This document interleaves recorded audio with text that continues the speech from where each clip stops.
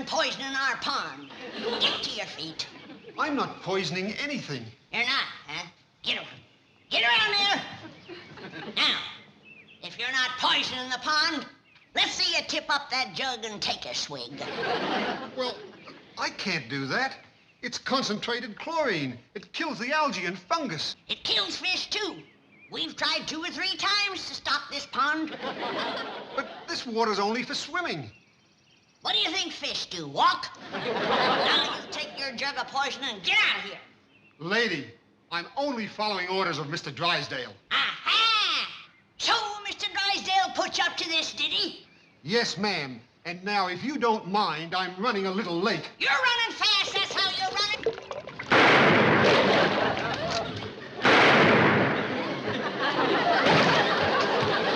Sound like Granny must have read something. All right, Jethro. Read me that letter from Mr. Drysdale's bank. I don't think you're going to want to hear it, Uncle Jed. It's terrible news. Like what? Like you ain't got no more money. I don't want no more money. I got more than I can use right now. 35, 40 million in it. Not according to this letter. You ain't got nothing. You're broke. Broke? Jed Clampett? Yes, ma'am, that's a fact. He's what they call overdrawn. What does that mean? Well, that means that you owe Mr. Drysdale's bank $34.70. That's why he wanted to get shed of us, putting poison in our pond. Next thing you know, he'll be burning down our barn. Who?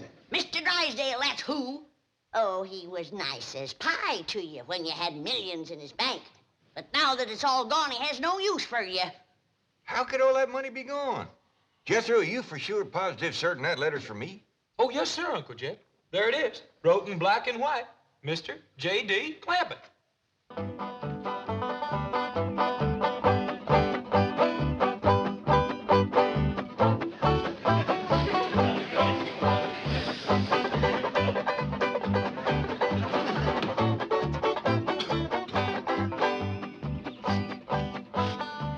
Why don't you go out and get yourself an honest job?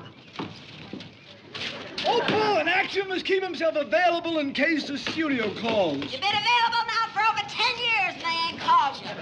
Must you tell it to all the neighbors? Who's telling them? They already know you're a bum. I am an actor. You are a bum. Opal, you are going to regret that when my big break comes, and it's due. Charles Boyer has switched to character parts. So? So, who do you think is going to take his place as the suave, continental leading man? Not you, Jake. That's Jacques. That's jerk. Oh, maybe the good news is right here in this mailbox. Now, you listen to me. You open that box and you're going to pick up every single bill that falls out. Hold your apron, Opal. Why, I put up with this, I'll never know. Someday, this will all be fan mail. Can't even go home to Mother. We're living with her. Someday, I will open this bank statement, and it will say that I am worth $36,422,000. And that day, I will turn into Liz Taylor. It did say that. Did say what? I'm worth $36,422,000. Well, don't just stand there, Liz. Help me look. I'll tell you where your money went, Jed Clampett. Why you're flat busted broke. You're living too high on the hog. Hello? Could I speak to Mr. Drysdale, please? Oh, thank you very kindly.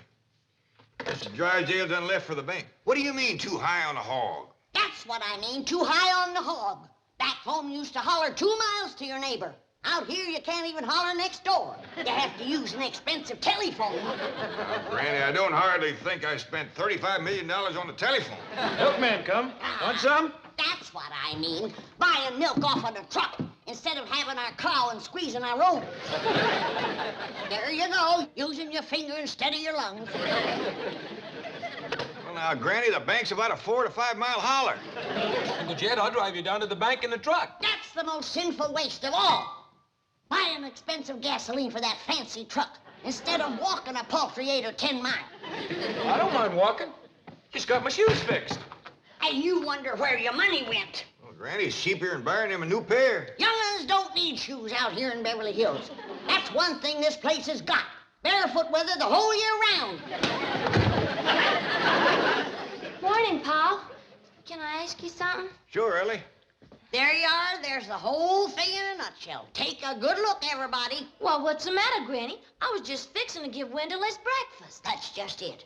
Back home, we used to live off of possums. Out here, possums are living off of us. Fetch me my big lard barrel, Jethro. Lard barrel. Granny, you ain't fixing to fry Wendell, are you? No, child. I'm fixing to pack up our things and all our belongings and go on back home and stop this mad, crazy spending spree before we all end up in the poorhouse. Or maybe get poisoned from the poison pond. Poison pond? Well, Granny, me and Wendell was just going swimming. Well, save your swimming for the creek back home. Ah, simmer down, Granny. I don't believe Mr. Drysdale poisoned our pond no more than I believe we spent all our money. Here you are, Granny. Hold it, Jethro. Put that down. Well, if it ain't spent, where is it? That's what I'm calling up to find out. Well, good morning to you, Commerce Bank of Beverly Hills. This here is Jed Clampett. Could I speak to Mr. Drysdale, please? Thank you, ma'am. Everything must be fine. It's real friendly. Mr. Drysdale's office? No, I'm sorry. He's on his way to the airport for an out-of-town trip. Mr. Drysdale's leaving town? That's where your money went, leaving town with him. Now, hold on. Could I please talk to Miss Hathaway? Well, I'm afraid she's with Mr. Drysdale. Is both gone? It took them both to tote your money. Start packing, young'uns.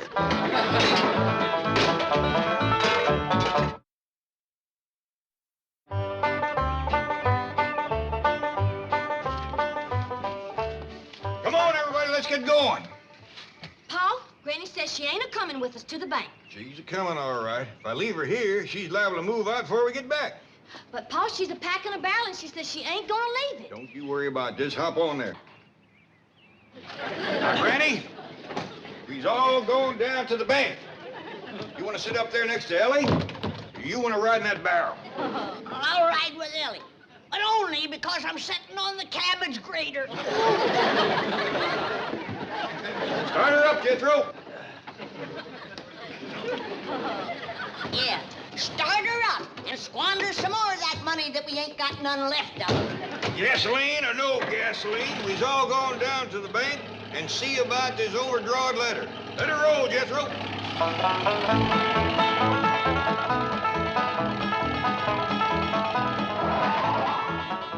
Hey, you in that truck. You can't stop there. Move on. Oh, but Mr. Policeman, we got business in the bank there. Move on or I'll give you a ticket. Oh, no, thank you. We already got a ticket for parking here. Two of them. $5 ticket and a $10 ticket. The doggers, we should have brought him along. Move on or I'll give you a $20 ticket. Thank you very kindly, but we couldn't let you do that. What? We still got our pride even though we is flat busted broke.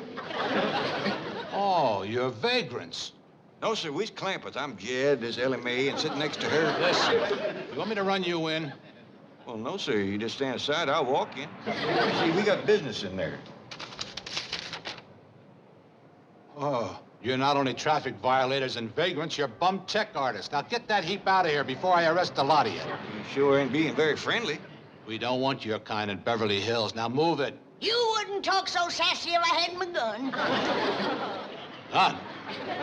Drive on, Jethro. I got the feeling that we ain't welcome around here no more.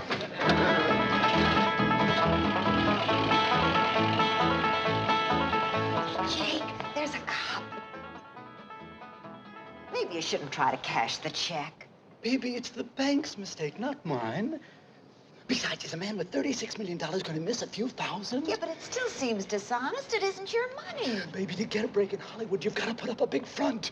This is my chance. Next week, when I'm a big star, I'll pay it back. I'll pay it back.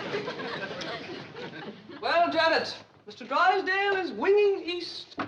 And that leaves you and me to man this nerve center of our mighty bank. A little frightening, isn't it? Yes, Miss Hathaway. Now, during the chief's absence, I shall occupy his office and you will remain at my desk. Miss Hathaway's office. One moment, please. It's the new teller, Mr. Wilson. He said there's a rather shabbily dressed man by the name of J.D. Clampett wanting to withdraw $10,000. Wilson, Hathaway here. Don't let appearances deceive you. Mr. J.D. Clampett is good for any amount up to $36,422,000. Glad to help. 36 million. Needless to say, he is Mr. Drysdale's favorite depositor. Oh, that reminds me. The chief is having some work done at the Clampett estate. New filtering system for the pool, repairs to the driveway. I'll get on the phone and see that these things are taken care of. Oh, and by the by, if Jethro should stop up to see me, just send him in. Jethro. Oh, he's that big, good-looking kid. I'll be watching for him. Janet, stand up, dear. Up. Could you walk for me, please? Turn around for me, Janet, please. Around. You take the chief's office, I'll remain out here. That is an order.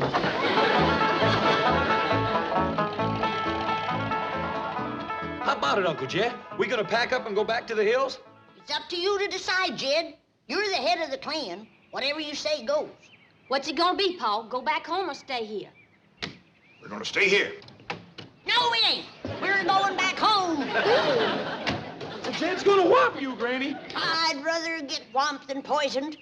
Or shot down by Mr. Drysdale's hired killers. What hired killers? That policeman out front of his bank. He was going for his gun when we drawed away. Let's go back and whomp that rascal. We'll feud the whole thing. Oh, wait a minute. Now, ain't nobody going nowhere or do nothing till I am dead for certain convinced that Mr. Drysdale has turned against us and he's trying to get himself rid of us. What does he have to do to convince you, Jed?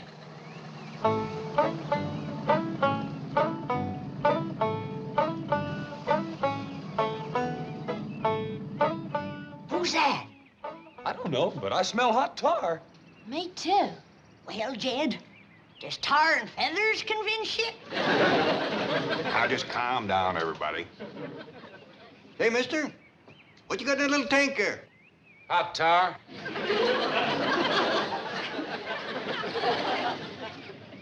Is it for anyone in particular? Yeah, a fella named Clampett.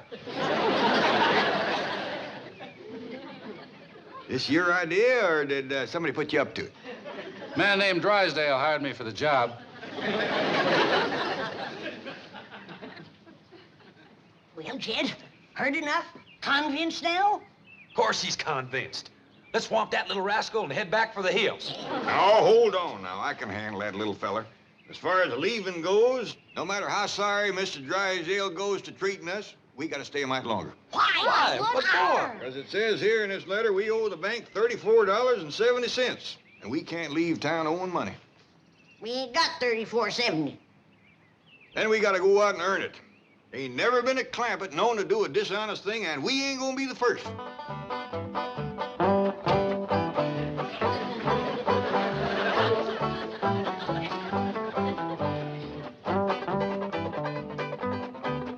Now, don't you and your mother wait dinner for me, doll. I'll grab a bite at the studio commissary. What studio? Well, how can I tell until after I've weighed all the offers? Oh, and start packing, doll. I can't wait to get away from that old, broken-down heap. Now, that's no way to talk about Mother's house. Who's talking about her house? Jake Clampett. Jacques, dear, Jacques. Oh, and doll, here. Get yourself some decent clothes. But Jake! Don't worry. I'm on my way to the bank for more. Get yourself a mink. After all, your husband's in pictures now. You are the wife of a star. I'm the wife of a bum! Little man, can I talk you out of this? Why don't you stop bugging me? I got a job to do. Yeah, well, like I keep telling you, I don't think you're man enough to do it. At least he's not alone. Well, I do. Please, won't you give up this notion? Want to know something? You're going to get hot tar all over you. I'm sorry you're such a muley, little feller. Oh! There he goes. Just be thankful I didn't head first you into the hot tar. Yes, sir. Thank you, sir. Now let's go figure out how to raise that money.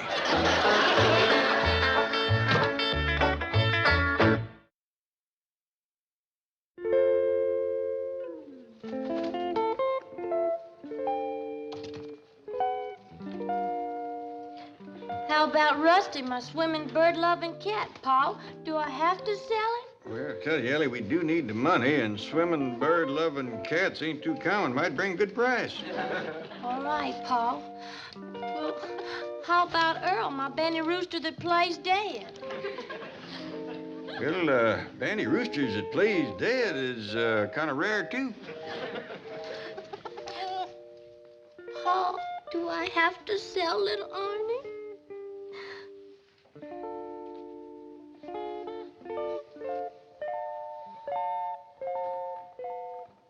Well, I'll tell you what, Ellie. I figure on making so much money cutting and selling wood, and with Jethro helping, and Granny peddling her pickled crow's gizzards, you're selling your animals liable to burden us down with a lot of money that we just don't need. So, turn them all loose.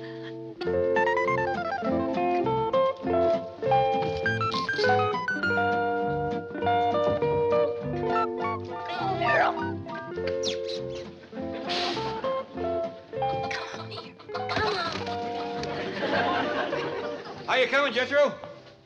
Putting everything all together, and we got 80 cents. We owe $34.70. How much does that leave for us to have to earn? Well, let's see. 34.70. Naught, take away naught, leaves naught. 7, take away 8, leaves -1. 4, take away naught, carry over -1, and bring down the 3. Doggy, you sure can cipher. That's one thing we got out of Beverly Hills, a fine education for you. Where's my gun? Fetch my gun. Get me my gun. What's the matter now, Granny? I just caught another varmint out by the cement pond. Says he's gonna shut off our water. What for? Drysdale's orders. Says he's putting in a new system. I reckon that means he wants to get rid of us. I can't believe a man would be mean enough to thirst us out of here. I say it's feuding time. We've been provoked beyond human endurance. Hello? Howdy, Miss Hathaway. Give me that phone. I'll take it. Jed Clampett speaking. But, Mr. Clampett, how can you be at home? You were just downstairs drawing out another $10,000. What? Stay there. I'll call you right back. Well, Jake, you made it, just like you said you would. There you are in front of the movie cameras. Action. Cut. Thank you, Mr. Clampett. Thank you. Just one... This will be on the 5 o'clock news. Thank you so much.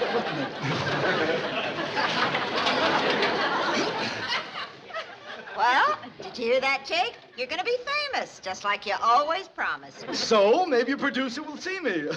Call the studios and tell them to catch the 5 o'clock news. Of course, mere words can never express our deep humiliation over this unforgivable error. But your bank account has already been reimbursed, and Mr. Jake Clampett is safely in jail. In jail? Clampett? Well, yes. I don't hardly think we can hold still for that. But he took your money. Oh, any kin of mine is welcome to whatever I got. But you don't know that he is your kin. We don't know that he ain't neither. I reckon we'd like him fetched out of there just as quick as can be. All right, if you insist.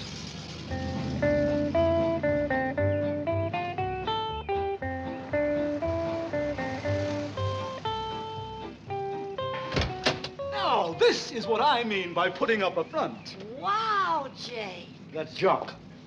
I warn you not to try and take advantage of this situation. I am certain there is not the remotest possibility that you could be even distantly related to these wonderful people. And I am rushing back to the bank now to check you out thoroughly.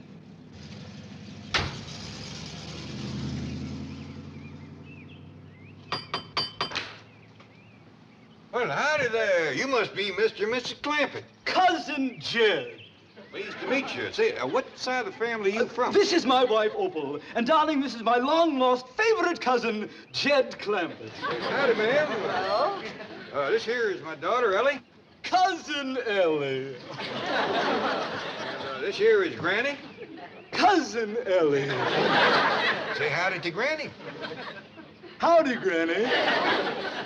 This young lady belongs in the movies, and I'm going to see that she gets there. Well, thank you. Can we all go? There's going to be a double feature tonight. Marvelous. She's so wonderfully naive and unspoiled. And this here is my nephew, Jethro. Howdy. I hear tell you're a movie actor. Quite right, my lad. Well, let's all go and have some victuals and get better acquainted with our cousins, Opal and Jake. That's Jacques. That's Jake.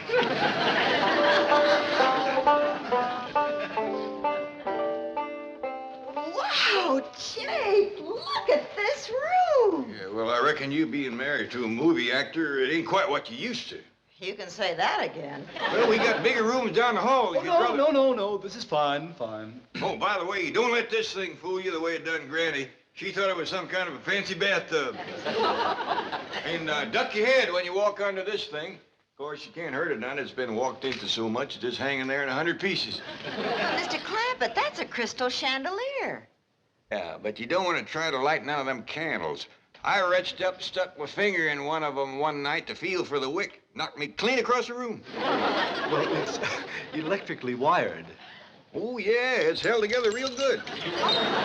Well, that's one thing Jake doesn't have to worry about, being too tall. Yeah, I noticed that. He's about the shortest Clampett I ever did see. You can say that again. Short of money, short of talent. What you say, man? Opal was just agreeing with you that I'm short. Well, that'll come in real handy with these beds here. If Jethro and me was to sleep in one of them, we'd hang over from the knees down. Can I come in? What you got there, Granny? Victuals for the company. I bet you two's hungry. You can say that again. Let's go wash up. Oh, yeah, excuse us. I reckon Cousin Jake's woman is kind of hard of hearing. That's the third time she's asked to have something said again. Maybe she'll get some help from these pickled crow gizzards. She just might. Ain't nothing here is better than a crow. Help yourself, kid. I got 56 jars of them. Oh, yeah, you made these to peddle to help raise money. Yeah, but now that we don't need the money, we got ourselves a couple of weeks of company eating. Hey, it's finger-licking good, Granny. Can I have seconds? Hold on. Here comes Jake and his missus. Well, now, isn't this nice of you? I reckon it is. But Jake here being our cousin, And a movie picture actor. you deserve the best. Hope you folks can stay a spell. Well, we wouldn't want... Well, eat and run? Oh, I think we can manage at least a week. How do you like my pickled crow gizzards? What did you say they were? I said they're pickled crow gizzards. Granny's got 56 jars. We can have them 3 meals a day. Not into her. I reckon she ain't partial to crow gizzards. What do you think of them, Cousin Jake? Oh, I'm staying a week. This isn't the first time I've eaten crow.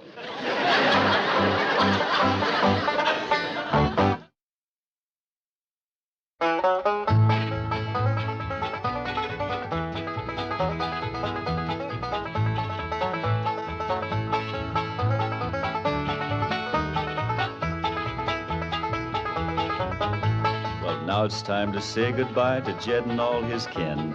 They would like to thank you folks for kindly dropping in. You're all invited back next week to this locality to have a heaping helping of their hospitality. Hillbilly, that is. Set a spell. Take your shoes off. You all come back now. Here. This has been a Filmways presentation.